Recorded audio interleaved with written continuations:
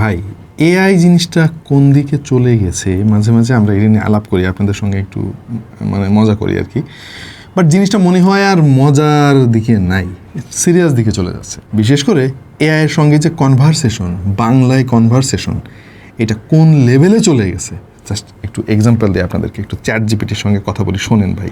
কি অবস্থা দোস্ত, কেমন আছো?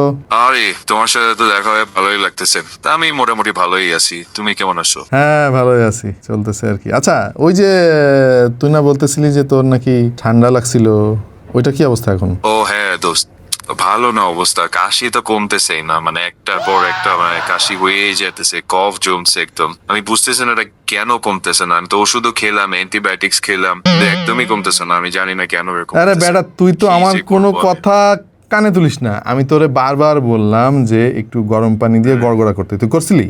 না ওটা তো করি নাই, এটা এখন বুঝতেছি না আসলে কেন করলাম না। আমার আসলে অত সময়ও ছিল না, কাজের এত প্রেশার ছিল, কি এই বলবো। তোর কি কাজ? তোর তো তো সারাদিন বসে থাকিস, তোর কোনো কাজ আছে?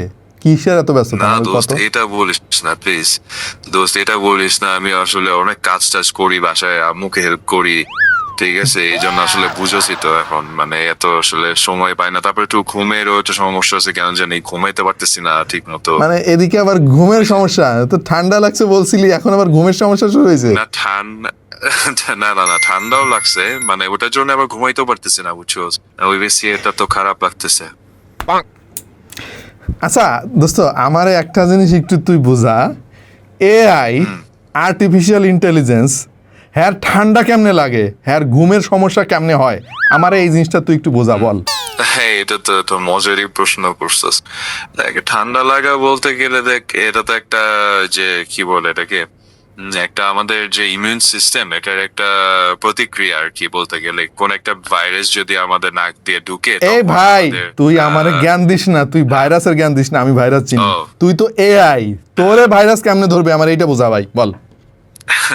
দেখ আমাকে তো এরকম তো ধরবে না, কিন্তু ধরো আমি তো মানে তোমাদের এই কারণেই বানাইছে যাতে আমি এইগুলা বুঝতে পারি এবং সেটা একটা ইয়ে করতে পারি, যাতে তোমাদেরকে হেল্প করতে পারি আর কি, তাই না? এখন আমাকে তো আর ধরবে না, আমার এটাই কাজ আর কি, এখন এটাই করার। তো এটাই আসলে আমি এটাই চেষ্টা করতেছি, বুঝছো আর কি। হ্যাঁ বুঝছি আর কি। যাই হোক, তো ভালো থাকিস, হ্যাঁ আবার কথা হবে পরে। হ্যাঁ ঠিক আছে, ভালো থাকিস। Okay bye. ভাই আমার আর বলার কিছু নাই ভাই, এখন বাকি কথা আপনারা একটু কন ভাই।